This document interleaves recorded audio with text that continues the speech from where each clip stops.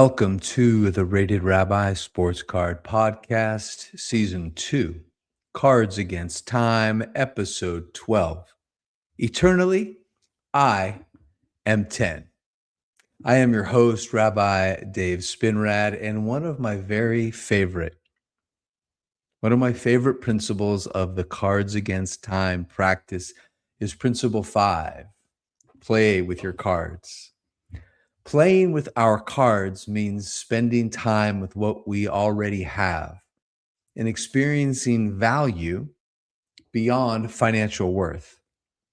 It can be as simple as holding a card and reliving how we acquired it, paging through a binder, or displaying a few favorites where we will see them. This kind of time shifts attention away from what's missing and back toward what's here, in a hobby that can train us to chase the next thing. Play helps us remember the pleasure of collecting.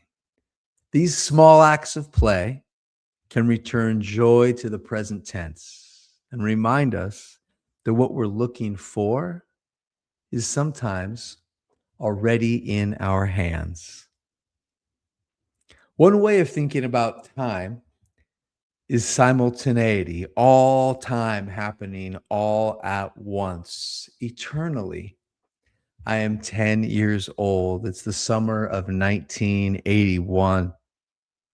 Gosh, remember how long summer used to seem? Remember June? June was like the bonus time. You couldn't believe you're on vacation, but it wasn't even 4th of July. Like June, I don't know. June felt like I was cheating. For some reason, June reminds me of when you get a sandwich from the deli, right? And the guy who's working there making your sandwich doesn't always cut that sourdough roll right down the middle. You usually have a big half and a small half. So let me ask you, dear listeners, which half of the sandwich do you eat first? Leave a comment, let me know. I always eat the small half first. I always eat the smaller half first because I get the delicious experience of a great deli sandwich, mayo, a little yellow mustard. Oh, so good, sourdough. I feel some sense of satiation. I look down that white deli paper, the wrapper. I still have the big half left to go, man. When you get a deli sandwich, I eat the small half first.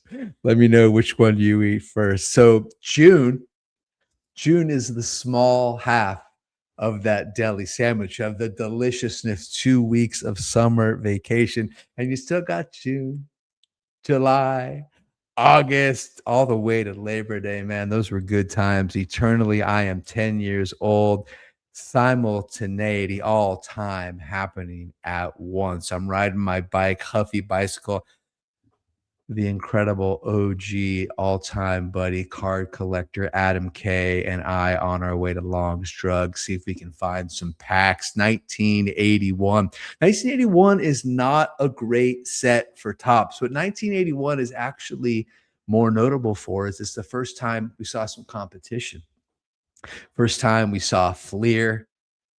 First time Don Russ. God, Don Russ set is it's so ugly that it's like fugly lovable. I like want it for some reason. Got that Ricky Henderson. Oh man.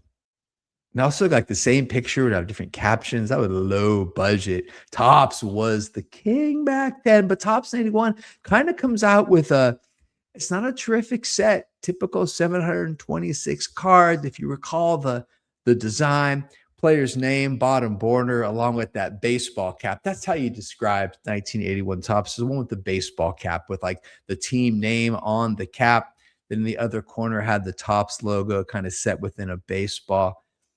Coming off 1980, which is such an elegant set with that flag on the bottom, the unbelievable, impeccable all-star across the top. Although 81 all-star is not bad, but 80 is so good. 82 with that kind of ski, kind of like a hockey stick going down the side. Topps last year in 2025 did a bit of a callback to 82. 83 for my money is the Cadillac of 1980s Topps, my very favorite 1980 381 is sort of the middle child, sort of forgotten. Also, not that noteworthy. No big rookies. 1980 has Ricky. 83, of course, has the trio of Boggs, Sandberg, and the great Tony Gwynn. 81 is sort of just kind of sitting there. But I am 10 years old. It's summertime, late June, not even 4th of July, with Adam K on the bike, going to Long's Drugs. And there they are, man. Packs and packs. So the idea of play with your cards means just that. Play with your cards. Take them out. Remind yourselves why you love them. The thing you want is right in your hands. I was jonesing to open some packs, and I recently acquired some Ripper's Delight 1981 grocery racks. Yeah, baby, right up here on the screen. There are 3 packs in a larger pack of plastic. Each one inside is cello wrap, not your traditional rack packs. The grocery pack, there's the back. The back of them has 2 team cards, which is kind of cool. It's got the Padres, the Indians, and Gaylord Perry as a member of the Yankees. The front, of course, just kind of blue, Topps baseball. These are not in elegant, savable condition. So I figured, you know what? Tonight with you, play with your cards means we are going to open up some packs of 1981 Topps. Here we go. I'll do this quickly. I'll describe it. A good card. Oh, look at that one. I got a good one at the top. Kind of cool all-star. A lot of Hall of Famers in the set. No big rookies. Who do we know? We do have Hall of Famers. Who do we have? We have Hall of Fame rookie cards of Tim Raines is a future star, 1981 Topps. I was like, Raines. God, that guy was a baller when he came up. Good career. We've also got the worst Hall of Famer of all time is Harold Baines. I'll go to the wall. That's a hill I will die on, man. Harold Baines, who's there like, kids, listen. What are you, 10? When I was your age, I saw Harold Baines. He went 1 for 3 with the sacrifice fly. Back then, we had a thing called the game-winning RBI, the Grimmy, whatever you say, game-winning RBI. And Harold Baines, it drove in the game-winning run. 1 for 3 with the sac fly. Never forget him. Who else do we have in 81 Topps? We have local legends. We have Kirk Gibson. And you know me and Fernando. I got a thing for Fernando. Fernando is the progenitor, it is named for him, of course, La Excepción de Fernando exemption. Players I love on teams I hate. Everybody's got a Fernando exemption. I got a bunch. I got Kareem. I got Magic. I got Shaq on the Lakers. I got Fernando on the Dodgers. Here we go. First card up. Not Harold. I wish I got Harold Baines. It's Gaylord Perry as a Yankee. George Doc Medich. Bobby Bonds, a member of the Cardinals. Look at that fro. He's on like his 14th team here. That's kind of cool. Father of Barry. These cards are actually quite well centered for the issue. And so far, I'm not seeing a bunch of ink stains, those roller stains. 81s are ugly. Bobby Bonds. All right.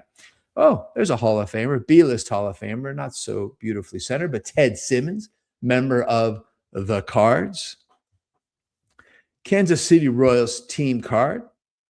This is dark days. Joe Patini with that terrible airbrushed cap, member of the Giants. This guy, man, terrible. Next card, I have no memory of this guy. I'm pretty good. Win Remerswall, Red Sox pitcher. Clint Hurdle, future manager, member there of the Royals. Rick Peters, outfield, third base, second base from Detroit.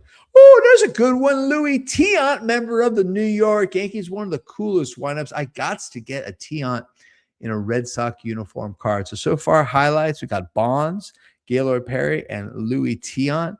Jim Essien from the A's. And this one is going to you, Adam K., your all-time childhood favorite player.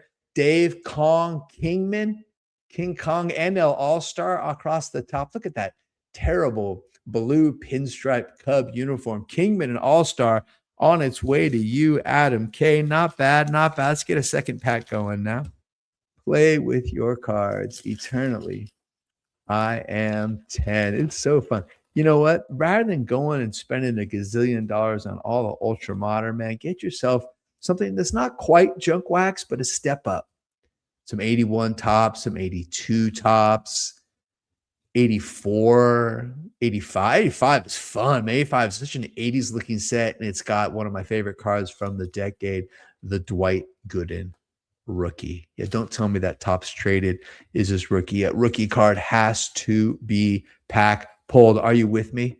Are you with me, Victor Roman Jr.? It's got to be pack pull. If you can buy it in a box in a set, no respect. Second pack of three, open it up. We got an Indians team card. These were dark days in Cleveland, boy.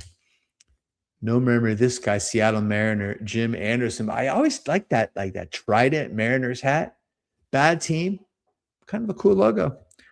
Steve Henderson, Dark Days, New York Mets, but my eyes are already on the next card. Red Sox outfielder, all-star Fred Lynn dropping down a bunt. That is a sweet card. It's like a Sunday day game at Fenway. God, remember Freddie Lynn? Such a baller. Rookie year wins MVP and Rookie of the Year. Man, didn't quite work out. Where does he go? Does he go Angels? Yeah, he goes to Angels. And then he goes to Baltimore, I think. God, this guy was on track. I remember he hit that grand slam off Atlee Hammaker. Chicago, 1983 All-Star game. Kind of crushed Atlee, but he was also injured at the time. Dodgers team card with Tommy Lasagna in the top right-hand corner. Mike Lum. Mike Lum is most famously known for he's the first MLB player born in the 50th state of Hawaii. I'm no Jeff Wilson, man. I can pronounce the names. I got stories for you. Reds pitcher Bill Bonham. Mike Jorgensen, New York Mets. Dave Collins. This guy could run. Steal some bags for you. Lynn McLaughlin. He was a Giant for a minute. Chicago Cubs. John Tamargo, another Giant. Best name in the pack so far, Jack Brohammer. Brohammer, go out there and play second base. All right, one more pack. I would love to pull a Reggie. I would love to pull one of the big boys and go home. Come on. One more pack, 1981 tops. Play with your cards eternally. I am 10. This is back in the day when the gum is big. Oh, here's an unbroken piece. That's a big old piece of gum. I know you're thinking, is he going to eat it? Is he going to eat it? You know, the thing is, this turns to dust immediately. The emulsifiers have decomposed. This gum just turns to powder in my mouth, and I kind of want to keep my rhythm. Top team cards, San Diego Padres. Oh, Bob Watson, future GM of the 96 World Series winner. He was a good ball player. Plus, I always like a guy who wears glasses on the field. Something about that. Alex Trevino. It's got to be Trevino, but there's no tilde over the N. He was on the. I got a lot of bad Mets in this one. Pack here, catcher for the Mets. Mike Vail got that full Cubs pinstripe we talked about with Kingman earlier. God, this pack is a lot of suckitude. Wayne Garland, Indian pitchers. Give me some kind of redemption song. Rudy May, speaking of guys wearing glasses on the field. If you want any of these cards, just drop me a comment. Send me an email with your address. I would happily send them to you. Mike Ramsey, second base. Oh, he's kind of got a little personality. Hat going forward, batting helmet going backward. John D'Accusto, ex-Padre, ex-Giant pitcher for the Montreal Expos. Steve Swisher, father of future A, on base, Billy Bean Darling, Nick Swisher, a catcher here for St. Louis. Richie Zisk. What is Richie Zisk most famous for? He had a brief window where he was such a baller, an all-star, right? Came up with the Pirates, huge. Pirates used to have an insane system. So it was Parker, but also Al Oliver. So many great players came through that system. Zisk comes up with the Pirates, goes to the Sox, White Sox here, goes over to the Rangers, 1978, 79, 80, 81. He's still here. Ends up later on in Seattle. Richie Zisk, you're thinking, what is he so famous for, Dave? Why are you boring me? I can't believe I've committed 15 minutes and 2 seconds to this nonsense. So Richie Zisk in 1977, his one and only season with the Chicago White Sox, plays 141 games. It's 30 home runs. That was a lot back then. And 531 at-bats, his 30 bombs, drives in 100 runs, hits 290 with a 514 slug. Those numbers were big back then. So why am I talking about Richie Zisk? Because the greatest, and I will not debate this because this is empirical truth, the greatest all-star logo in the history of baseball cards, in the history of sports cards, dare I say, 1978 Topps. I wish I had one at arm's length. 1978 Topps, that all-star shield. Oh, I do have one. Hold on. It's on my wall. It's on display. Wait 1 second.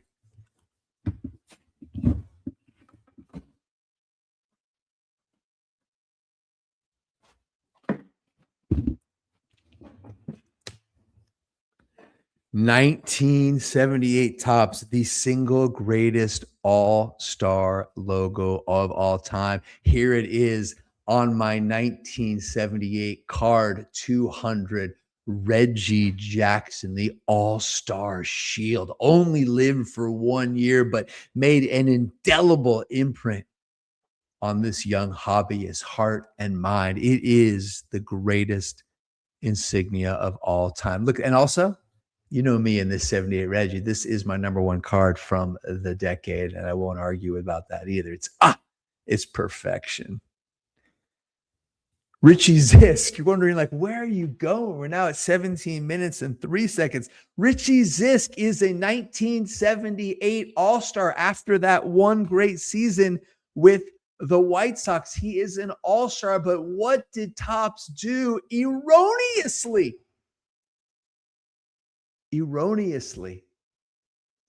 they accidentally, or perhaps to hurt him, but let's give them the credit they deserve. It was an oversight.